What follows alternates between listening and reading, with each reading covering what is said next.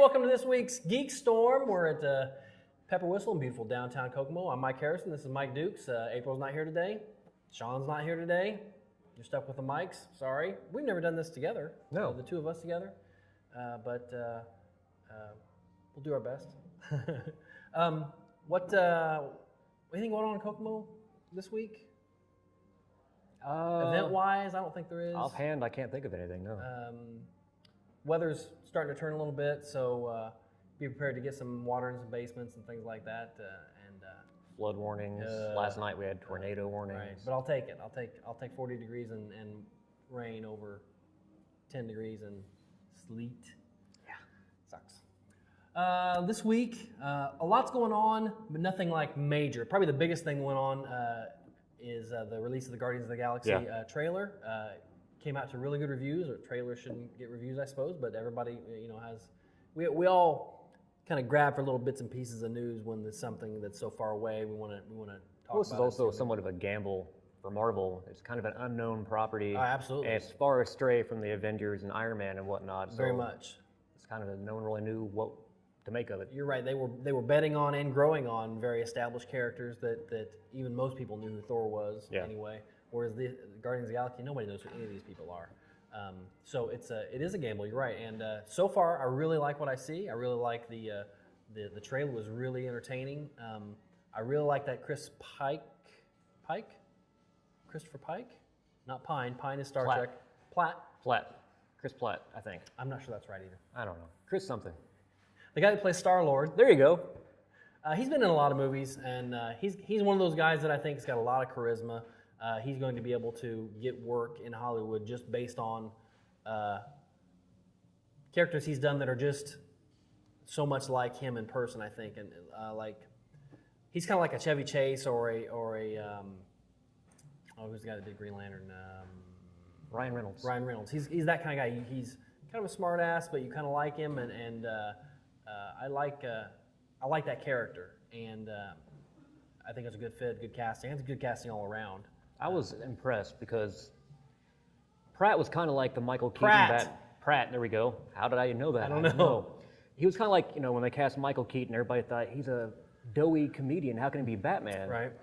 Pratt had a belly on him when he was first cast, so everybody's like, what? Right. And then he took a little Twitter photo after a few months of working out, completely changed physically. And somebody throws $1 few million at you, you're going to hit the gym. Yeah. Okay? You're going to hit the Slim Fast. I mean, I would. Although it's starting to seem like Marvel has this body mold for all of their actors. Just stamp that one, stamp that one. It could be. Everybody else seems to be pretty good casting. I'm glad they went with a Batista. I'm glad they went with a live person rather than CG on him. Obviously, they had to do it with Gort. No, not Gort. I got that too. The tree fella. Yeah, him. And Rocket Raccoon. You've got to go with CG on them. But I'm glad that they, even though Drax is a big, imposing, not really Hulk size, but pretty imposing character, they went with a real actor on that. How much dialogue does Drax normally have in the comics? Not a ton. It's changed. When Drax was first introduced, he was just a standard villain, talked like everybody else. Later on, he kind of went through some transformation in which he got much bigger, much more powerful, but his mental capacity went down quite a bit, and he talked like he had maybe a disability almost. I was just curious because Batista, beyond wrestling, has he done anything? Well, he was in. Yeah, he did some WWE movies. Like Cena does and things like that. But he was also in that Man with the Iron Fist, the Tarantino. Was he? Yeah, China. He was like the big. Yeah, he was. Okay, yeah. So he had he's had some acting, but he's got charisma. Maybe not on the level of The Rock or this Chris Pratt, but people were okay with that casting. Casting is such a big deal, you know. Yes, it is. It really is. It's like the ingredients into a cake. If it's not right, man, it's not gonna work out. And it doesn't help things that now with the internet, we know everything about somebody. We've seen everything they've done, and we've got kind of a preconceived notion about what they're going to be like when they get into this movie that we want to see. So. It's tough to put that aside sometimes, and that's with the Ben Affleck and Batman, and people they think what they think about him, and that's going to translate to Batman, unfortunately. It's funny you mentioned that. No one in Hollywood, no other actors said anything bad about Ben Affleck being cast as Batman. Until Seth Green came along and was like, wait, what? Yeah. He's a good actor, yeah, but he doesn't have the gravitas. Right, and I kind of got to thinking about it. I mean, I'm going to hold off and see, but I can see where he's coming from. You do kind of need that grizzled attitude, and I have yet to really see that from Ben Affleck. His point, Seth Green's point, was basically Batman should be insane. You know, yes. he has no superpowers. No whatsoever. powers. He dresses up like a bat. And goes and beats people up at night. Exactly. So he should. There should be something internal going on there that you should be able to see, at least when he has the mask off. See that he's nuts. But we'll see. I'm going to leave that for when we at least see some stills or see some footage or something. Although I had heard a rumor that we're supposed to see him and Gal Gadot in costume this month or next month. Yeah, I heard that. I heard maybe this month or in the next week or so. And Gadot posted a picture of her like flexing her arm, because obviously her biggest criticism from everybody is that she is just too model thin for a Wonder Woman imposing figure. So she's trying to bulk up, and that's just what we talked about. He's one of those guys that he'll fluctuate his body according to the role, and we should be able to give her the chance to do the same. So, but yeah, that was big news. It was on Jimmy Kimmel because ABC owns Marvel, and Jimmy Kimmel's on Marvel, or on ABC rather. So now you've got those character-specific videos coming out. So right. Because the Rocket Raccoon, you didn't actually hear him say anything in the trailer, and then the specific one you did. Mm-hmm. Yep, that was pretty cool. Some more casting news. They've released their Fantastic Four. Now this is Marvel, but not Marvel. It's not Marvel movie. It's owned by Fox still. Yeah. So they're going in a different direction, I think. They're supposed to be going out the Ultimate Universe, kind of like the way they've done with Spider-Man. Right. They're not really sticking to Marvel canon necessarily, although the Ultimate Universe, I suppose, is canon, but not our Marvel Universe. Because didn't they gain their powers in the Ultimate Universe through a teleportation flux? I never read any Ultimate comics, so I'm not really sure. I thought I read that. It's not going up in space with the cosmic rays. It was a teleportation. It's definitely a much younger crowd. It's a very, I don't want to say CW, but a very young, good-looking crowd of characters. The only exception I would say is the guy they cast as Ben Grimm. I think he is a little older. He was on The Ledge. Did you see that? He was on that. I looked up the names. The only two I really knew were Michael B. Jordan, because I've seen Chronicle, and then Kate Mara from House of Cards. And I like Chronicle quite a bit. Yeah, I did too. Chronicle's a great movie, and I want to see more about that filmmaker, but I'm not sure that translates to the stars. But Kate Mara was in the Netflix show House of Cards, which has just entered its second season. They just released all those episodes, and she meets a pretty brutal end in the first episode. Completely surprised me. I like that show quite a bit, but I was like, oh my gosh, I kind of wondered, the first season when her and Underwood first kind of get together. He made a comment. He's like, have you been with older men before? It's like, well, yeah. Then they'll use you, and they'll throw you away. Right. She's like, there's something you can do to hurt me. Right. Right there, I was like, okay.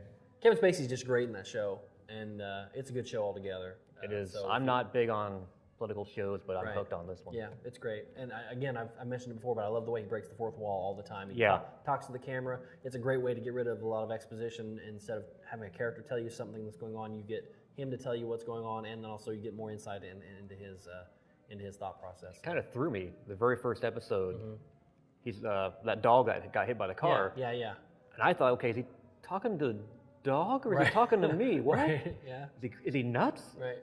It's kind of cool. It's a good show. And Orange is the New Black is the other Netflix show that they're getting ready to release. I think June maybe. They're getting ready to release the second season of that. It's another great show on Netflix. They've done a really good job. Maybe not on the par of HBO, but solid drama. I'm interested to see the Marvel shows that they have lined up. That'd be great. I hope it's great. Hopefully. Yeah. But if they put the same effort into it, it probably will be. But again, back to the Fantastic Four. Yeah, these I don't want to say unknowns, but definitely B-listers. And I'm sure they're hoping they're going to be star makers here, and this be their thing that really lets them take off.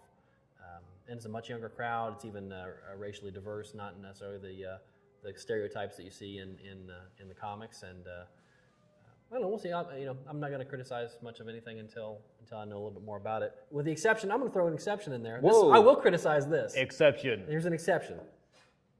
Yesterday I read that they are going to remake, Hollywood is going to remake the awesome action movie called The Raid. I saw you posted about that on Facebook. Okay, The Raid Redemption. If you've never seen The Raid Redemption, go rent it. Go find it on Netflix. I don't think it's on Netflix. Go find it, okay? It was not wide release. Shawn and I went to see it. We had to go down to Indy to see it because it was to find a theater that was showing it. And the best action movie I've seen in I don't know how long. It's from, I would say there's a 2 or 3 minute intro at the beginning. A bunch of guys in a SWAT truck that are rolling up on this tower of apartments. But then it is action, complete action for the whole rest of the show. Amazing martial arts action. And so now Hollywood wants to remake it. Okay, but they don't want to remake it with martial arts or necessarily fighting. They got the Hemsworth brothers, Chris and the other one. That's his actual name. And the other one. Yeah. The other one, Hemsworth. Yeah, the other which I think other is probably his first name. The one is probably his middle name. A lot of forethought there, and probably a lot of pressure on Chris. But so they want to remake this movie. They want to remake this movie that is only like 2 years old. Okay. Why? But it's going to, if they use the title, that will be the only similarity in the movie. They might be SWAT guys or something, but you know it's going to be guns and explosions and stuff. It's not going to be the same thing. And why remake an awesome movie? I said on Facebook, you don't remake Pulp Fiction. You don't remake Saving Private Ryan. They're awesome by themselves. Leave them alone. And there's no need to do this, but it's Hollywood doing a cash grab, I think, and I don't like it at all. I'm against it. Lack of original ideas. Yes, that's true also. That's true also. More casting, Gotham. They just Jada Pinkett Smith. Jada Pinkett Smith is a crime figure, supposed to be the Penguins' boss. She's probably going to be the biggest star on that. Up until then, it was Donald Logue. The casting on this is starting. Okay, first we heard Gotham TV show. We all thought it was going to be like Law and Order Gotham. Right. And then they let out the blur that no, it's going to be more Smallville and Gotham, high school stuff. Right. And now, with the casting choices they've got, this is a strong cast. It's very good actors. Yeah, for a high school centered thing. So I'm wondering, is there any truth to that really? I don't know, because I mean, it's supposed to center around this young Jim Gordon. That actor's 35 years old. I mean, he could probably play 20s. Yeah. But I can't see this being around high school anymore. I really can't. I would hope not. I really hope not, too. We'll see. Again, don't know. Until we see some more, it's all just casting news. That's all we have. What else? Let's see. Did you see the preview for that Penny Dreadful? Yeah. That looked pretty good. It's coming up on Showtime, and kind of a League of Extraordinary Gentlemen meets a horror aspect. And Makes me wish I had Showtime. yeah, I just got rid of it, and I think I might get it back, or at least I might pirate it and see what it looks like when it comes out anyway. So it's a pretty good show, or a pretty good trailer anyway. But that's the thing with trailers; they can make a. Well, I love period pieces like that anyway, specifically that Gaslight era. Right. Yep. What else? You see the Godzilla poster, the new one? I saw the poster. Yeah. Because in the past, Godzilla has been pretty much eye level with most of the buildings they would have him. Right. Now he's towering He's really over them. big. He's huge. Right. I wonder if that's for effect on the poster. I was wondering that as well. Or if it'll be, because like in the Matthew Broderick remake, he was about what you're talking about. Maybe tall as a building, 30, 40 stories high. It'll be interesting to see. But I'm all for Godzilla. Yeah. That's got to be fun, I would think. Maybe not for the people of Tokyo. Is that supposed to be? Is it going to be taking place? Yeah. I honestly know nothing about this movie other than I believe it is. I've seen a poster and maybe a short trailer, and that's it. That's all I've seen. If you're a fan of the TV show Supernatural, they're doing a spin-off of that show called, I think right now it's going to be called Tribes or Tribal, and will take place not necessarily, they're going to get away from the two young guys out, fighting monsters across the country. This is going to be centrally located in, I believe, Chicago, and we'll have basically, instead of crime families, it'll be these creature families, basically, that are doing crime, I guess. And so one of the characters is going to be a figure in one of these families, like a changeling or something like that, and the other one is going to be a cop, which sounds a lot like Grimm. And yeah, it does. I've only seen a few episodes of Grimm, but a lot of people like it. So I don't know if they're just cashing in on that and cashing in on the supernatural name. I'm sure there'll be some crossover there, at least introductory anyway, with Sam and Dean. I'm surprised. I figured they would have kept the formula of hunters going against, supernatural. And Well, that show's coming into its like 9th or 10th year, so I mean, how many times can you go in and get a vampire? And I mean, there's just originally it was only meant to be 5 seasons. Really? Supernatural was? Yeah, Eric Kripke, that was his plan. Really? He had it planned up to 5 seasons, and then he's still a producer, I think, but Yeah. other than that, he's hands off. You can almost tell because they've, things escalated probably through the 5 that you're talking about, and where we got into Armageddon and we got into a giant Satan versus Archangel fight, and Sam dies and Dean dies, and they probably all die again, and then but then, like in the last few seasons anyway, it's been the big bad or the big problem of the season has been really not on that scale. A lot of searching, a lot of Indiana Jones type of stuff. Yep. So I still like the show, and I like the actors a lot, but it's not. You don't see it growing to a crescendo like you did in the first 4 or 5 seasons. So you're probably right there on that. That's all I got on comics, and didn't see a movie this week. Wasn't really much out. There was 2 movies out, but I didn't see either one. That Pompeii movie, which we all know how that ends. I don't want to spoil alert for you, but it explodes. So That just looks like they took Gladiator Yeah. and then the Pompeii incident. And right. Yeah, it doesn't look interesting to me at all. So I'll probably wait on that one. The other one is 3 Days to Kill with Kevin Costner. He did really well in that Jack Ryan movie, and so hopefully if it's more of that, which seems like a very similar character anyway, if it's more of that, I'll probably see it. But we'll wait. Seems like he's trying to take a key from Liam Neeson. Maybe. Although, I don't know, from some of the commercials, some of them make it look like a serious kind of thing, and then others, he's talking to his daughter on the phone. He's got some guy in his trunk. He's like, quiet, I'm talking to my daughter. It's funny, they cut trailers different ways for different markets, and according to what they hear on back on the internet or through viewings and stuff, people do or don't like this. Well, let's try this, So that happens quite a bit. Comics this week, I read 2. One was good, one was not. Starting with the not so good is The Undertow, or just Undertow. It's a Image comic. If you liked Black Science, which is kind of popular, it's got that look to it. It's very arty, it's not like anatomically correct as far as what you would think of as classic comic. So if you like that art, you're going to like this art. Story-wise, I'm not really sure. It was just okay. It has to do with some Atlantean stuff that wasn't really interesting to me, and I will probably take that back to Comics Cubed, right across the street over here in downtown Kokomo, where I'm sure he'll exchange it for me. Not because we're friends either. Huh. He'll probably exchange it for me just because I don't like it. I'm not saying there's a money-back guarantee on anything over there, but if you ask for it, you might get it. Shawn's a good guy. Yeah. The other one I read was New Warriors #1. That's a relaunch of that title. It's kind of a Teen Titans type of book. It's the young heroes, young Avengers type of book where they bring a bunch of individuals and get together, and they've got New Warriors was out years ago and had many issues. So Marvel's going through its phase of the spring of where they're just throwing out a bunch of #1s, Ghost Rider and Punisher and this. And I have seen a lot of Marvel #1s so here lately. this was okay. You don't really see them as a team yet in this book. This is a lot of introduction. There's a 2 or 3 page introduction, basically. Although the story is centralized, you don't see them together so much. Speedball, which is kind of a jokester and kind of a... Oh yeah, I saw him on the cover. I remember Right. his first appearance in Spider-Man. That's right. Speedball, Vance Astro. You've got Namorita again. You've got a version of Spider-Man, which is the Scarlet Spider. He's kind of I don't want to say a bad guy. He's probably the Wolverine of the group, the anti-hero of the group. So Kane is no longer in Texas?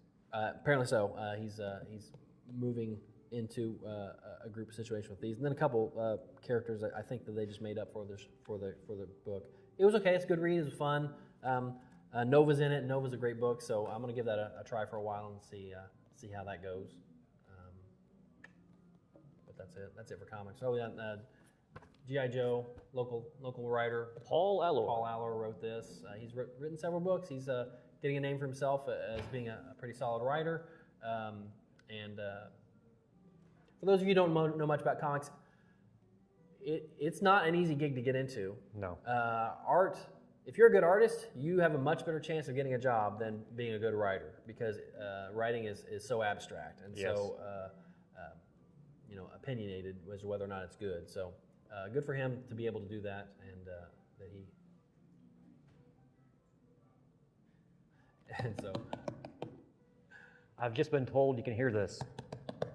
Well, the good news is I think we're done. I'm not sure. Do we have anything else to talk about? Anything else you want to talk about? I don't think so. Semi-locally, Indianapolis, the WhosyerCon is going on this weekend. That's part of the reason why Shawn is not here today. He has a game he's going to be running there, so he's been prepping his game. So if you're into role-playing games, board games, card games, I think maybe even some comic books. I'm not sure. I've never been to the WhosyerCon. I've not either. Every year I'm like, I want to go to that. And it is a free gaming convention though, so there's no charge to get in. You go in and play, just like kind of like Shawn does here with the game night here at Pepper Whistle, where you just come in and play some games and you meet some people and play some games maybe you've never played before, and it's probably going to be a good time. It's a couple days down in Indy. So that's going on. I'll make sure I put your details down here so you know what the address and everything is. That area right there, not over here where we had the pictures earlier. Not here. No. Anyway, that's GeekStorm for this week. Next week, we're definitely going to talk about Oscars. It's the last week we're going to be able to be on the show before the Oscars actually happen, the first week of next month. So we're going to talk about the Oscars, and Shawn is having over at Comics Cubed, having the contest for if you Oscar poll, Oscar pick, whatever you want to call it. But whoever gets the most right, fabulous prizes, and I think like $100 worth of prizes, if I remember right. I believe that's what he said. Yeah. Yeah. So it's a good deal. So we'll talk about some Oscars next week, and video games. And we might talk about a video game. I'm not really sure. Thief is coming out on Tuesday. I just got a PS4, got a new TV, so I'm going to be delving into that. I'm getting Thief on Tuesday when it comes out, so sometime next week, get a review on that. Okay. So that's it for this week's GeekStorm. Everybody have a great week, and we'll see you next time.